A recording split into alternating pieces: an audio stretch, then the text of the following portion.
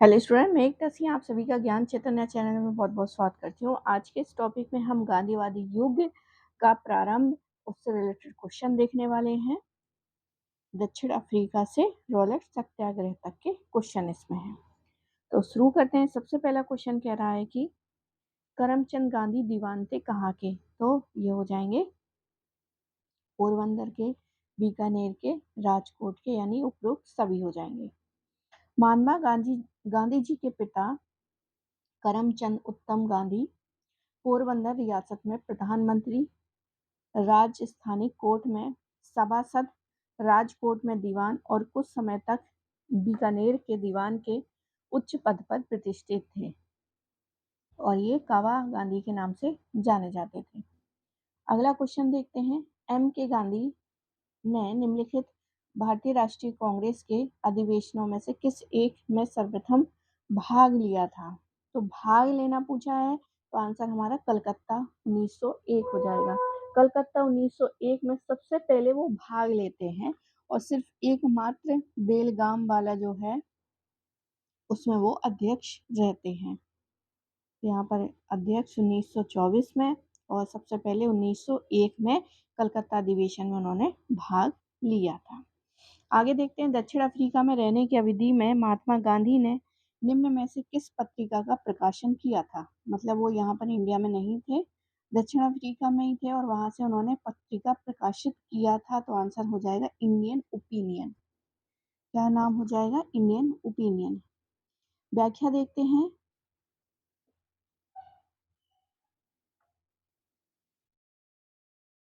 गांधी जी 1891 में बैरिस्ट्री पास करके पहले राजकोट में और फिर बम्बई में वकालत करने लगे।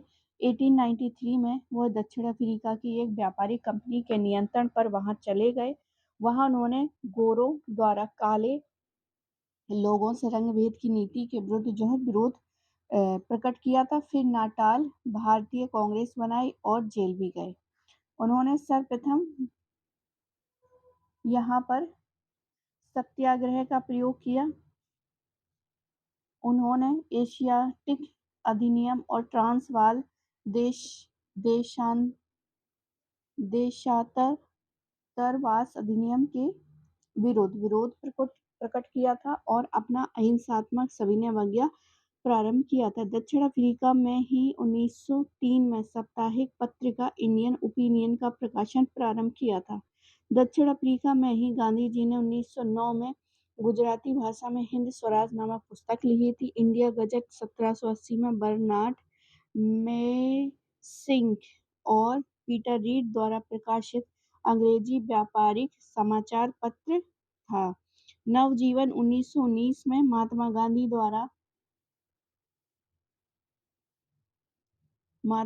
द्वारा प्रकाशित हिंदी और गुजराती भाषा का समाचार पत्र था।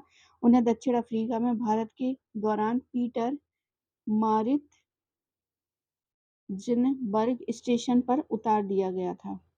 यहीं पर उन्होंने सेवा धर्म अपनाया था। आगे देखते हैं।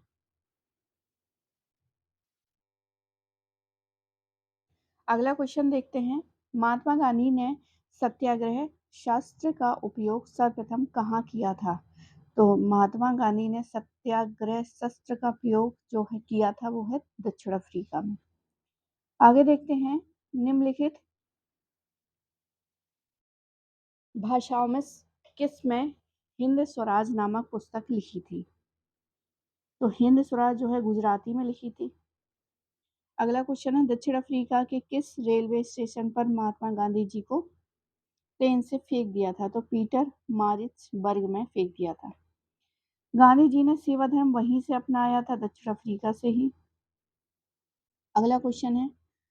गांधी जी ने गाया हुआ प्रसिद्ध भजन जो है वैष्णव जन तो कहिए की रचना किसके द्वारा की गई थी। तो आंसर हो जाएगा 16वीं शताब्दी के नरसिंह मेहता द्वारा। वैष्णव जन तो तेने कहिए 16वीं सदी के अंत नरसिंह मेहता द्वारा गुजराती भाषा में लिखा गया प्रसिद्ध भजन है। यह भजन महात्मा गांधी के नित्य की प्रार्थना में सम्मिलित था। इस भजन में वैष्णव जन तो वैष्णवों के उत्तम आदर्श एवं प्रवृत्तियों का वर्णन किया गया है। अगला क्वेश्चन है, किन दो नेताओं ने भारत में दौरा कर सामाजिक उत्थान का कार्य किया था? तो आंसर हो जाएगा गांधी और तिलक। लोकमान्य तिलक ने सामाजिक उत्थान हेतु अगरकर से मिलकर सस्ती शिक्षा की योजना बनाई थी और 1890 में पूना में न्यू इंग्लिश खोला था।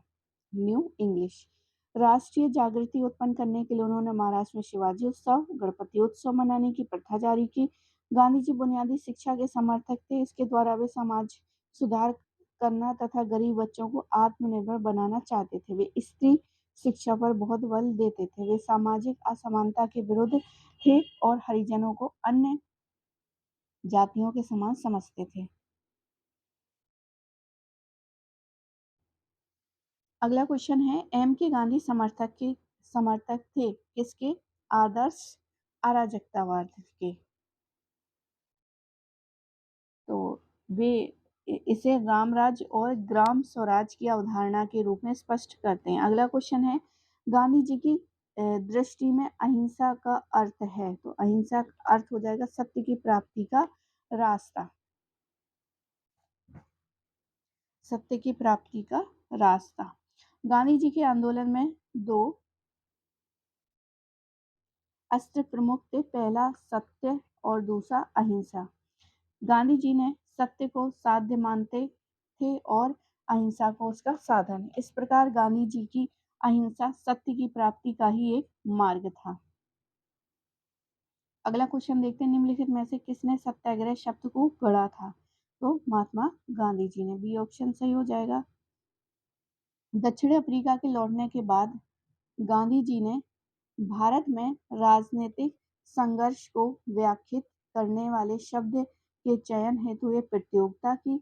मगन लाल गांधी ने इसके लिए एक शब्द का सुझाव दिया, सत्याग्रह। इसमें थोड़ा सा परिवर्तन करके गांधी जी ने सत्याग्रह शब्द स्वीकार किया। सत्याग्रह का शाब्दिक अर्थ है सत्य को मानकर किसी वस्तु के लिए आग्रह करना अथवा सत्य और अहिंसा से उत्पन्न होने वाला बल। महात्मा गांधी जी ने भारत के स्वतंत्रता संघर्ष के दौरान 1917 में चंपारण यानी बिहार से सत्याग्रह प्रारंभ किया। यह गांधी जी का भारत में प्रथम सफल सत्याग्रह था। अगला क्वेश्चन है, निम्नलिखित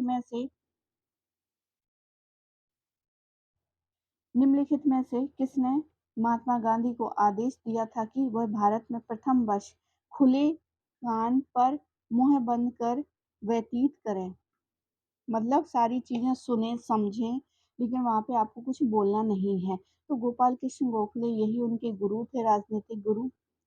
आगे है, भारतीय राजनीति में प्रवेश के पूर्व एक वर्ष तक देश में पर्यवेक्षक एवं विद्यार्थी के रूप में रहने की सलाह गांधी जी ने किसको दी थी? तो गोपाल कृष्ण गोखले। वो है व्यक्ति जिसने 4 अप्रैल 1919 को दिल्ली की जामा मस्जिद के प्रवचन मंच से हिंदू मुस्लिम एकता पर भाषण दिया था। वो कौन थे? तो स्वामी श्रद्धानंद जी थे। कौन थे? स्वामी श्रद्धानंद जी थे।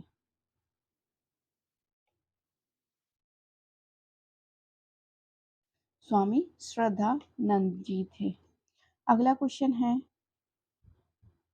निम्न में से किस आंदोलन से गांधी जी संबंधित नहीं थे? स्वदेशी आंदोलन से नहीं थे।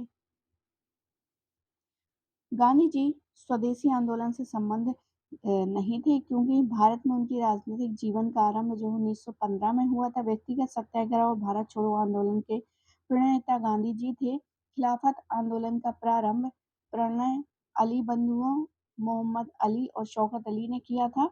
बाद में महात्मा गांधी और मौलाना आजाद ने इसे अपना समर्थन प्राप्त किया था तथा महात्मा गांधी खिलाफत कमेटी के अध्यक्ष बन गए थे। स्वदेशी आंदोलन 1905 ईस्वी के बाल बंगाल विभाजन की प्रतिक्रिया स्वरूप चलाया गया और महात्मा गांधी जी का संबंध इस आंदोलन से नहीं था। अगला क्वेश्चन देखते हैं, बिहार और उड़ीसा में प्रचलित कौमी ओटी प्रथा का क्या तात्पर्य था? तो कौमी ओटी प्रथा मतलब बंधुआ मजदूर से संबंधित था। सी ऑप्शन यहाँ पर सही हो जाएगा। कौमी ओटा प्रथा जो है बंधुआ मजदूरी का रूप था जिसे गुजरात में डुबला और बली जबकि तमिलनाडु में पडियल कहा जाता था। अगला क्वेश्चन देखते हैं, निम्नलिखित में से कौन एक कथन जो है महात्मा गांधी की आत्मकथा के विषय में सत्य नहीं है। तो सबसे पहला इसमें भारतीय राष्ट्रीय कांग्रेस के लाहौर अधिवेशन 1929 का वर्णन है।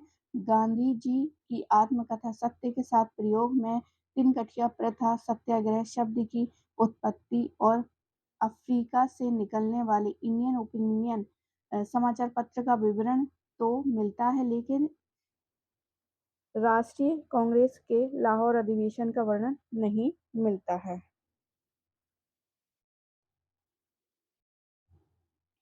अगला क्वेश्चन देखते हैं, गांधी जी के अनुसार हिंसा का क्रूरतम रूप था।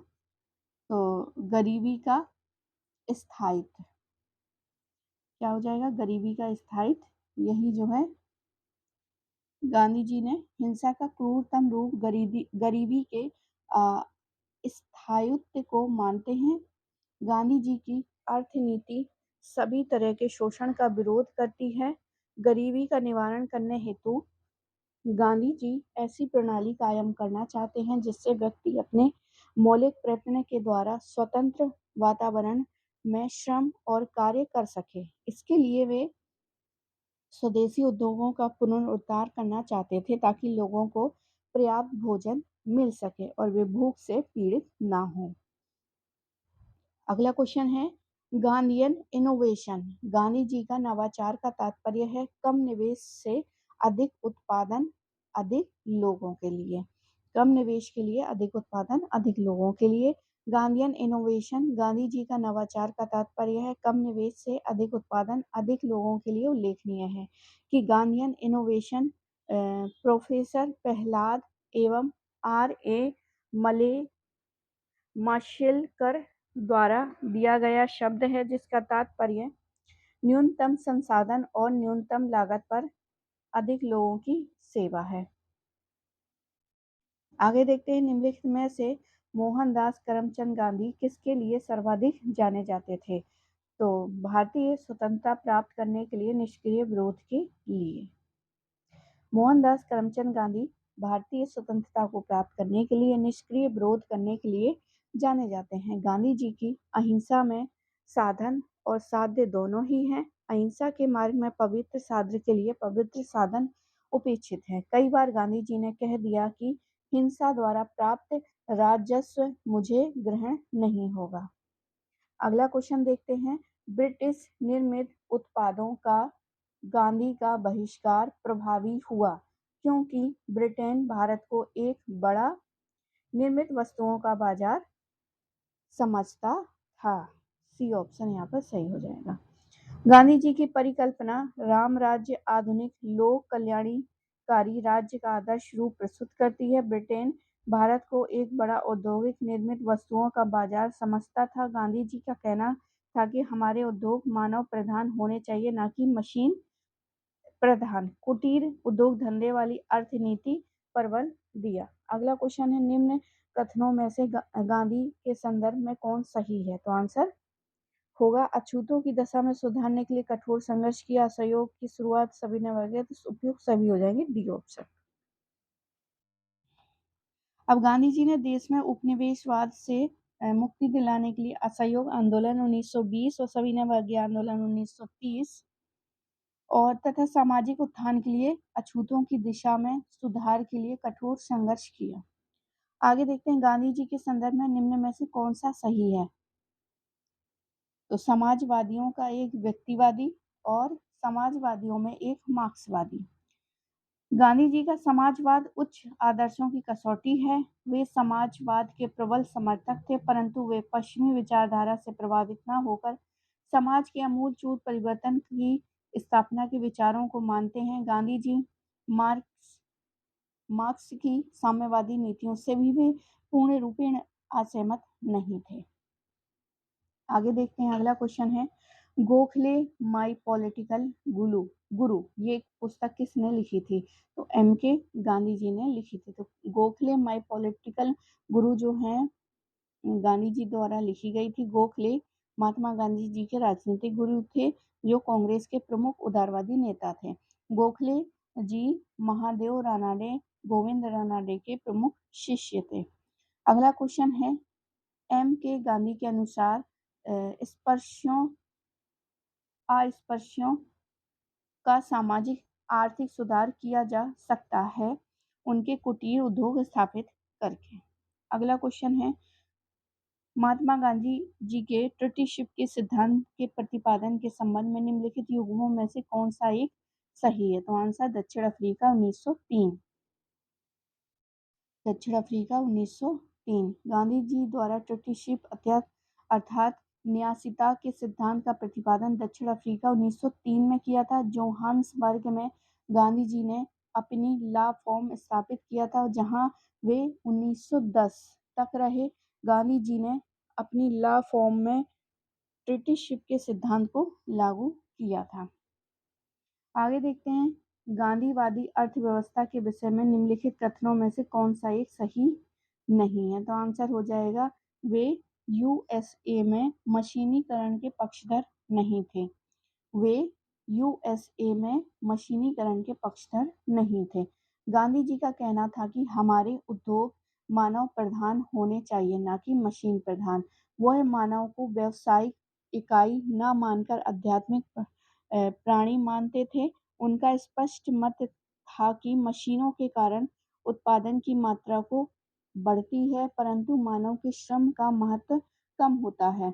गांधी जी भारत में मशीनीकरण के पक्ष में नहीं थे, लेकिन यूएसए में वे मशीनों की भूमिका को महत्वपूर्ण मानते थे, क्योंकि वहां श्रम बल की कमी थी।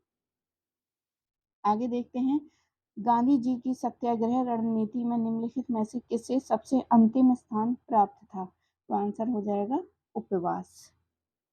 महात्मा गांधी जी की सत्याग्रह रणनीति में उपवास को अंतिम स्थान प्राप्त था। गांधी जी उपवास को ब्रह्मास्त्र की संज्ञा देते थे।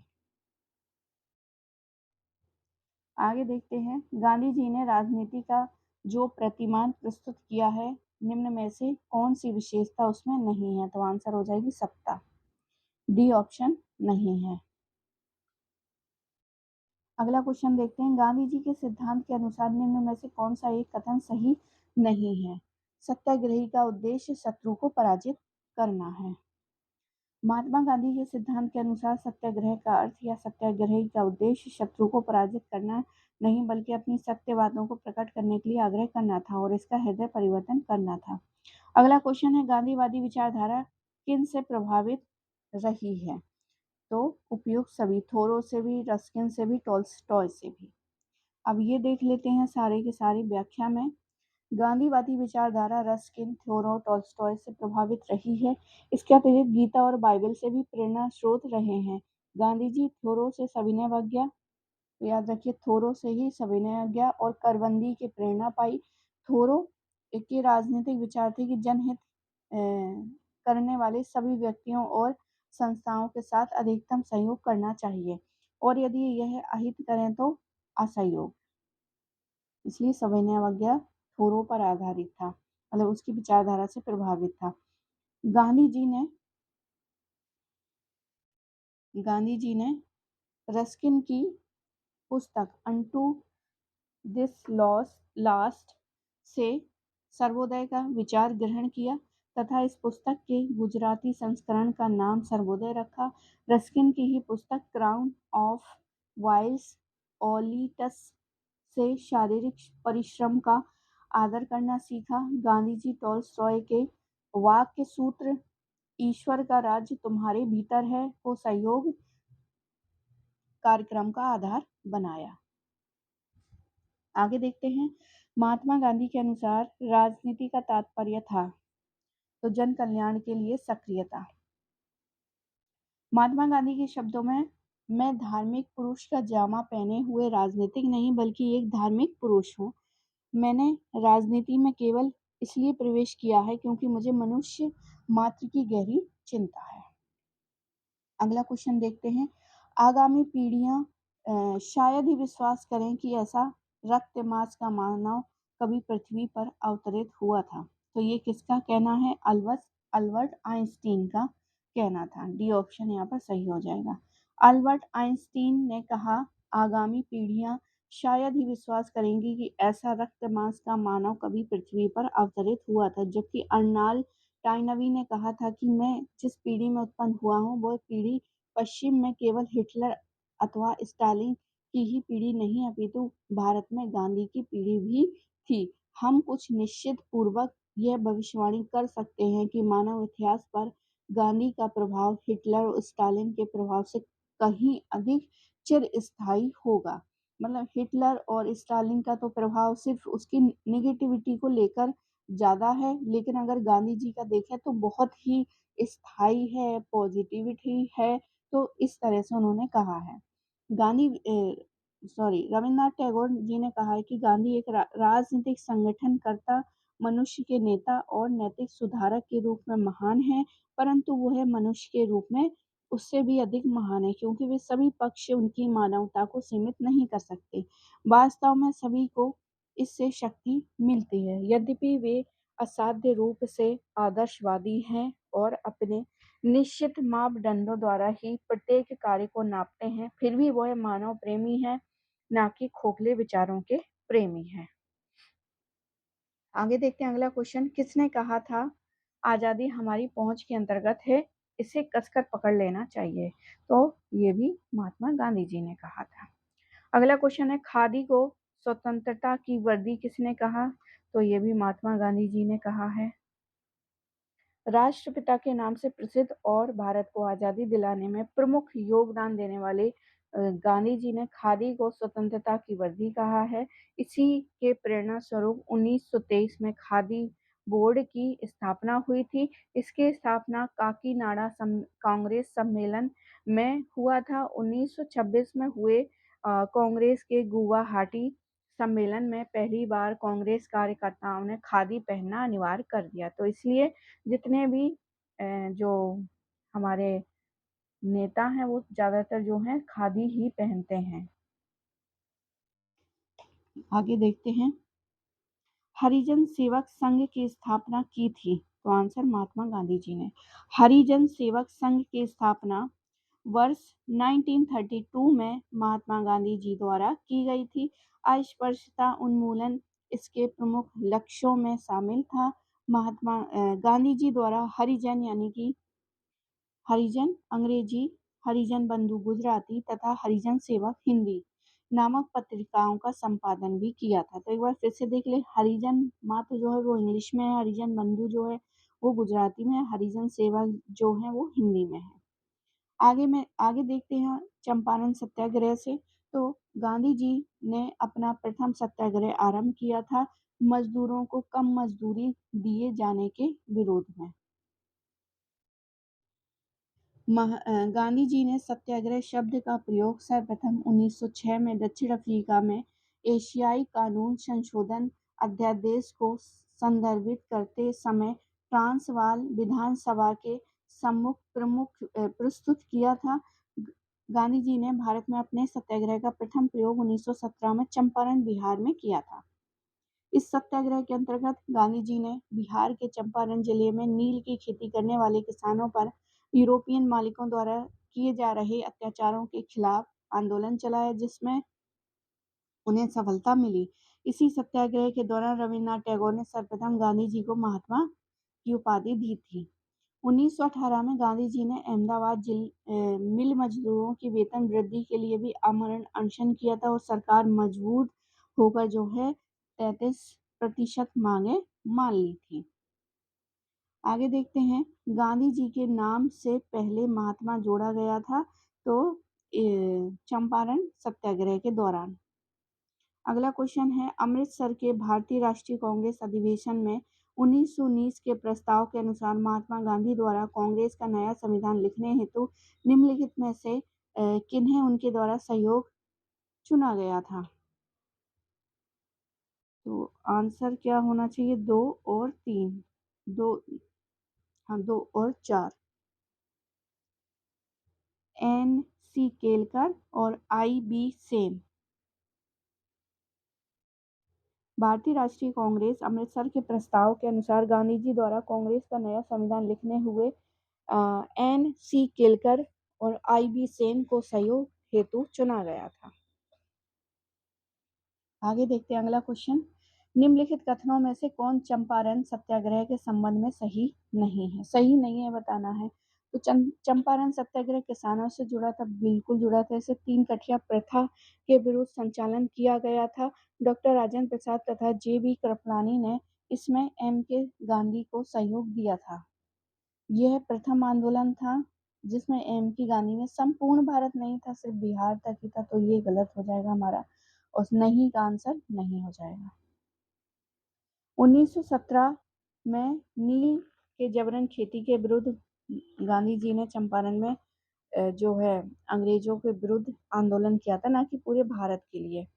इसमें जो है गांधी जी के साथ कौन कौन थे, कौन से लोग थे? ब्रज किशोर, राजेंद्र प्रसाद, राजकुमार शुक्ल, यही बुलाकर लेकर गए थे। अनुग्रह नारायण सिन्हा, महादेव देसाई तथा जे.पी. कृपलानी। आगे देखते हैं, चंपारण सत्याग्रह में निम्नलिखित में से किसने महात्मा गांधी का साथ दिया था? तो सी ऑप्शन सही हो जाएगा, राजेंद्र प्रसाद, अनुग्रह नारायण सिन्हा। अगला क्वेश्चन है, चंपारण कृषि जांच समिति का सदस्य निम्नलिखित में से कौन नहीं था? अनुग्रह नारायण। चंपारण के किसानों की दुर्दशा की जांच हेतु बिहार के लेफ्टिनेंट गवर्नर एडवर्ड गाइड द्वारा एफ.जी. स्लाई की अध्यक्षता में चंपारण कृषि जांच समिति का गठन किया गया। इसके सदस्यों में महात्मा गांधी जी ने रानी डी.जे. रीड, एम.ई.एस. टेबर, एल.सी. अडामी और हरिहर प्रसाद नारायण सिंह शामिल थे। अगला क्वेश्चन है, महात्मा गांधी के चंपारण सत्याग्रह का किसने विरोध किया था? तो आंसर हो जाएगा एम.जी. रंगा। एम.जी. रंगा। व्याख्या देखते हैं, महात्मा गांधी जी के चंपारण सत्याग्रह का विरोध एम.जी. रंगा ने किया था। ज्ञातव्य है कि चंपारण 1917 के लिए महात्मा गांधी राम कुमार शुक्ल के आग्रह पर किए गए थे। चंपारण सत्याग्रह के समय गांधी जी के साथ राजेंद्र प्रसाद, ब्रज किशोर, महादेव देसाई, जे.पी. कृपलानी आदि थे। चंपारण सत्याग्रह के दौरान गांधी जी के कुशल नेतृत्व से प्रभावित होकर रविन्द्रनाथ टैगोर ने उन्हें महात्मा की उपाधि प्रदान की थी। अगला क्वेश्चन है, निम्नलिखित में से कौन महात्मा गांधी जी के चंपारण सत्याग्रह से संबंधित है? तो राजकुमार शुक्ल। आगे देखते हैं, महात्मा गांधी जी के राजनीतिक गुरु कौन थे? तो गोपाल कृष्ण गोखले हो जाएंगे। गोपाल कृष्ण गोखले ने पहली बार राजनीति में 1889 में इलाहाबाद में हुए कांग्रेस अधिवेशन में प्रवेश लिया था। गोखले उदारवादी होने के साथ साथ सच्चे राष्ट्रवादी भी थे। गरम दल के लोगों उन्हें दुर्बल हृदय से उदारवादी तथा अंग्रेजों ने छिपा हुआ राजद्रोही कहा है। उन्होंने 1905 में बनारस में हुए कांग्रेस अधिवेशन की अध्यक्षता की थी और महात्मा गांधी जी के राजनीतिक गुरु गोपाल कृष्ण गोखले ही थे। अगला क्वेश्चन है, तिलक की मृत्यु पर किसने कहा था मेरा सबसे मजबूत बचाव चला गया है? तो आंसर हो जाएगा महात्मा गांधी जी ने ही कहा था। 1920 में हो गई थी और उसके निधन पर उन्होंने मेरा सबसे मजबूत बचाव चला गया है। चंपारण में 3 कटिया प्रथा का तात्पर्य क्या है? तो 3/20 भूभाग पर नील की खेती करना। गांधी जी ने सत्याग्रह का सर्वप्रथम प्रयोग दक्षिण अफ्रीका में किया। भारत में सत्याग्रह का पहला प्रयोग 1917 में चंपारण बिहार में किया गया। बिहार के एक किसान नेता राजकुमार शुक्ल ने गांधी जी को चंपारण आने का निमंत्रण दिया। चंपारण सत्याग्रह के कारण अंग्रेजों को 3 कटिया प्रथा को समाप्त करना पड़ा। चंपारण में 3 कटिया प्रथा का तात्पर्य 3/20 भूभाग पर नील की खेती थी। अगला क्वेश्चन है, चंपारण सत्याग्रह में गांधी जी ने किसके पक्ष में संघर्ष किया था? तो किसानों के पक्ष में। 3 कटिया प्रथा किस स्थान या किसकी खेती से संबंधित है? तो आंसर चंपारण नील हो जाएगा, चंपारण नील। अगला देखते हैं, निम्नलिखित में से किस कारागार को गांधी जी ने मंदिर का नाम दिया था? किस कारागार को? तो आंसर हो जाएगा यरवदा जेल। अगला क्वेश्चन है, 1922-24 के दौरान गांधी जी को राजद्रोह के आरोप में 2 वर्ष तक यरवदा जेल में रखा गया। इसी दौरान गांधी जी ने विभिन्न नेताओं और शुभ चिंतकों को दर्जनों पत्र भेजे थे, जिसमें उन्होंने यरवदा जेल को Yerwada palace, Yerwada pleasure house और यरवदा मंदिर की संज्ञा दी थी। अगला क्वेश्चन देखते हैं, महात्मा गांधी जी के साथ चंपारण सत्याग्रह में भाग लेने वाले सम्मिलित थे। तो वल्लभ भाई पटेल नहीं थे, ये भी नहीं थे, ये भी नहीं थे। सी ऑप्शन सही हो जाएगा, राजेंद्र प्रसाद और अनुग्रह नारायण सिन्हा। चंपारण सत्याग्रह भारत में गांधी जी का प्रथम सत्याग्रह था। ये तीन कठिया पद्धति के विरुद्ध गांधी जी द्वारा 1917 में शुरू किया गया था। तीन कठिया पद्धति के तहत किसानों को अपनी जमीन के 3/20 भूभाग पर नील की खेती करना कंपलसरी कर रखा था। चंपारण आंदोलन में गांधी जी का साथ जो है राजेंद्र प्रसाद ने किया था, अनुग्रह नारायण जी ने सिन्हा जी ने किया था, जेपी कृपलानी जी ने और महादेव देसाई जी ने किया था। आगे देखते हैं, महात्मा गांधी जी ने प्रथम सत्याग्रह अभियान चलाया था तो चंपारण में। अब रॉलेट एक्ट और जलियांवाला हत्याकांड से संबंधित क्वेश्चन देखते हैं। सबसे पहला क्वेश्चन है, निम्न में से किस आंदोलन में महात्मा गांधी ने पहली बार भूख हड़ताल का प्रयोग हथियार के रूप में किया था? तो अहमदाबाद भूख हड़ताल। आगे देखते हैं, जलियांवाला बाग हत्याकांड के विरोध में उन्होंने ब्रिटिश सरकार को नाइटहुड की उपाधि सौंप दी थी। किसने सौंप दी थी नाइटहुड? तो रविन्द्रनाथ टैगोर हो जाएगा। बी ऑप्शन यहाँ पर सही है। 13 अप्रैल 1919 को जलियांवाला बाग हत्याकांड को ब्रिगेडियर जनरल रेजिनाल्ड डायर ने अंजाम दिया था। इस हत्याकांड के विरोध में रविन्द्रनाथ टैगोर ने ब्रिटिश सरकार द्वारा प्रदान की गई नाइटहुड की उपाधि को लौटा दिया था। जलियांवाला बाग हत्याकांड के विरोध में शंकरन नायर ने वायसराय की कार्यकारिणी से इस्तीफा दे दिया था। इस कांड की जांच हेतु ब्रिटिश सरकार द्वारा हंटर कमीशन का गठन किया था। आगे देखते हैं, महात्मा गांधी ने अहमदाबाद में साबरमती आश्रम की स्थापना कब की थी? तो आंसर हो जाएगा 1917 में। 1917 में साबरमती आश्रम की स्थापना की थी। महात्मा गांधी ने दक्षिण अफ्रीका से लौटने के बाद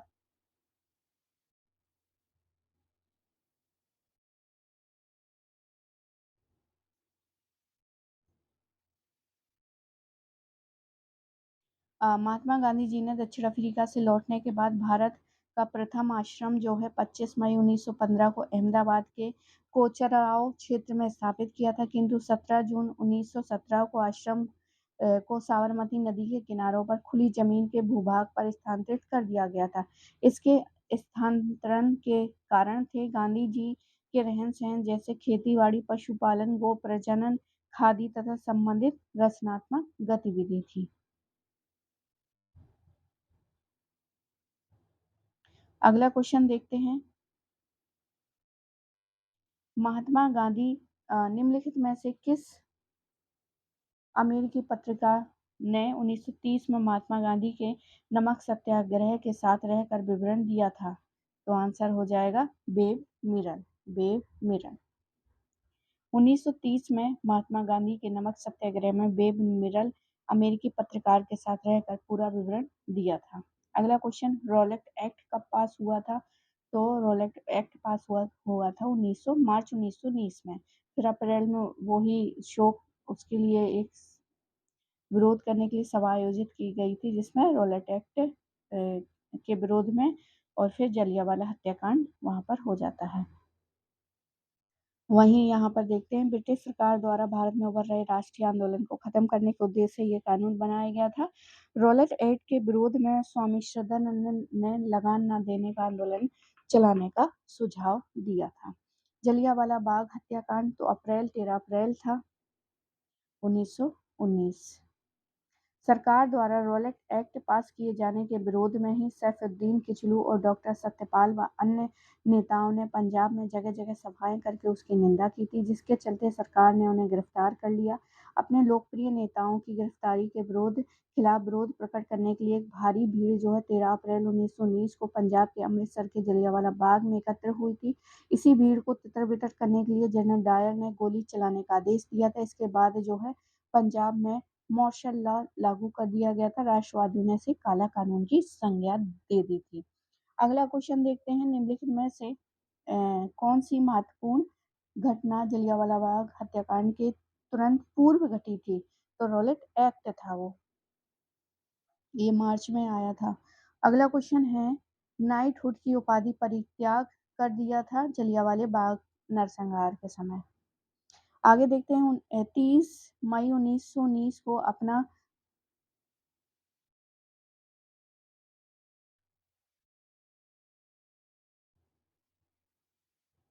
30 मई 1919 में अपना अलंकरण भारत सरकार को लौटाने वाले व्यक्ति थे रविन्द्रनाथ टैगोर। अगला क्वेश्चन है, निम्नलिखित में से किसके द्वारा जलियांवाला बाग हत्याकांड के विरोध में सर की उपाधि त्यागी गई थी? तो रविन्द्रनाथ टैगोर। अगला क्वेश्चन है, भारतीय स्वतंत्रता संघर्ष के दौरान निम्न में से किन की गिरफ्तारी के विरोध में काफी संख्या में निहत्थे लोग अमृतसर में जलियांवाला बाग में 13 अप्रैल 1919 को इकट्ठे हुए थे? तो सैफुद्दीन कुचलू और सत्यपाल। अगला क्वेश्चन है, जलियांवाला बाग नरसंहार पर कांग्रेस जांच समिति की रिपोर्ट के प्रारूप लिखने का कार्य सौंपा था? तो आंसर हो जाएगा महात्मा गांधी जी को। 13 अप्रैल 1919 को अमृतसर में जलियांवाला बाग हत्याकांड हुआ।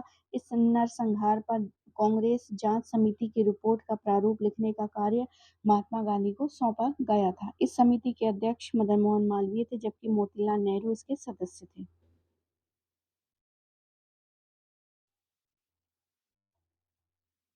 अगला क्वेश्चन देखते हैं, जलियांवाला बाग हत्याकांड के लिए जिम्मेदार जनरल ओ डायर को निम्न में से किसने मार दिया था? ऊधम सिंह को मार दिया था, सी ऑप्शन।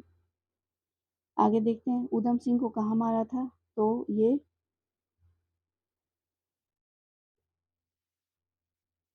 लंदन में उनकी गोली मार के हत्या कर दी थी ऊधम सिंह ने।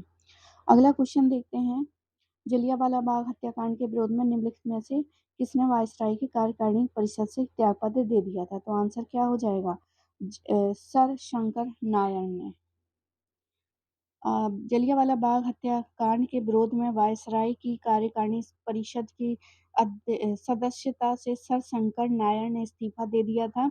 इसी हत्याकांड के विरोध में महात्मा गांधी ने कैसर हिंद की उपाधि, जमनालाल राय बहादुर की उपाधि तथा रविंद्रनाथ टैगोर ने नाइटहुड की उपाधि वापस की थी। अगला क्वेश्चन है, निम्नलिखित में से गांधी के रामराज्य के युगल सिद्धांत कौन थे? तो आंसर हो जाएगा सत्य और अहिंसा। सी ऑप्शन, बी ऑप्शन यहाँ पर सही हो जाएगा। गांधी जी के विचारों का मूल मंत्र है सत्य और अहिंसा, अतः उनकी दृष्टि में आदर्श समाज तथा राज्य वही हो सकता है जो अहिंसा पर आधारित हो।